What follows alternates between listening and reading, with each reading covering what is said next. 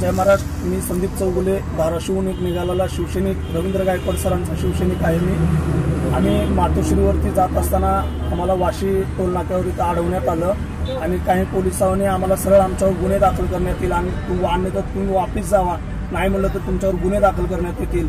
हे आम्ही काय गुन्हा केला आमच्यावर गुन्हे दाखल करण्यासाठी? आम्ही एक मातोश्रीवरती दाद मागण्यासाठी त्या ठिकाणी आम्ही जात आहोत। आमच्या रवी सरांची व्रता, आमच्या रवी सरांनी जे मराठवाड्यामध्ये जे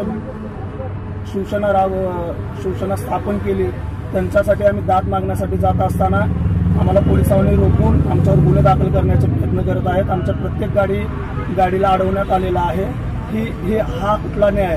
मी सर्वांना विचारतो हा कुठला न्याय? मी उद्धव साहेबांना विचारतो हा कुठला न्याय? आदित्य साहेबांना विचारतो हा कुठला न्याय?